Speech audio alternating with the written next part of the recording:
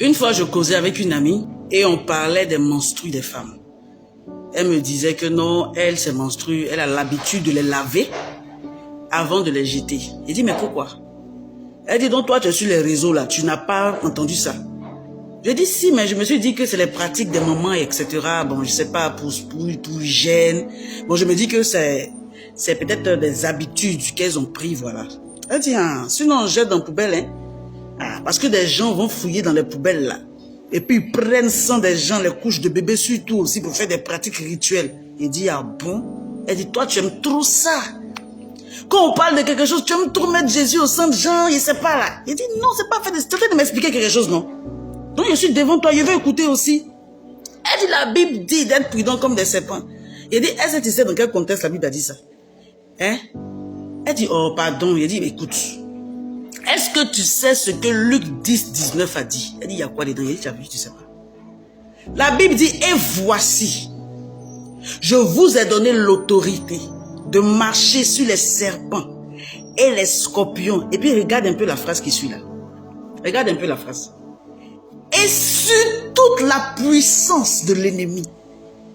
Regarde comment il a débordé. Il dit sur toute. Il n'a pas enlevé un dedans. Sur la puissance de l'ennemi.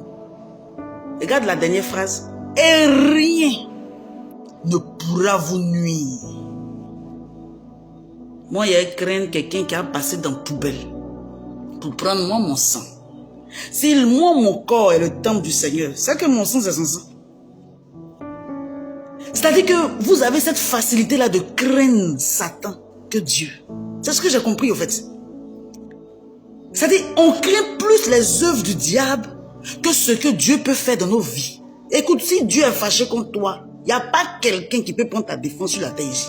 Il n'y en a pas. Si l'Éternel est fâché contre toi, c'est terminé pour toi. Mais quand Satan se fâche contre toi, là, on dort en paix. Parce que derrière, devant, à côté de nous, il y a quelqu'un qui est plus grand que lui. C'est-à-dire, j'ai l'impression qu'il y a une peur qui vous traumatise là. C'est-à-dire, tu dois même vivre avec une sorcière dans la maison et puis c'est elle qui apprend ses bagages pour descendre, pour quitter la maison. Tu dois vivre avec ton ennemi spirituel et puis c'est lui qui a parti de la maison. C'est pas toi qui as le fuir, bien aimé. Mais tellement l'évangile est transformé dans notre esprit, on a l'impression que Satan là, il nous moigne. Il y a qu'à dire ça comme ça. Non. S'ils sont tombés sur mon sang dans la poubelle là-bas, ils n'ont qu'à faire.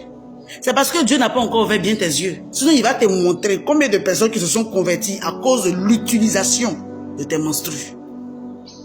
On n'a qu'à te dire en combien de langues que tu n'es pas n'importe qui. On n'a qu'à te dire en combien de langues que toi là, tu es plus grand. Oh, vous ne savez pas qui nous sommes. Tu ne sais pas qui tu es au fait. Arrêtons de craindre ce que Satan peut faire.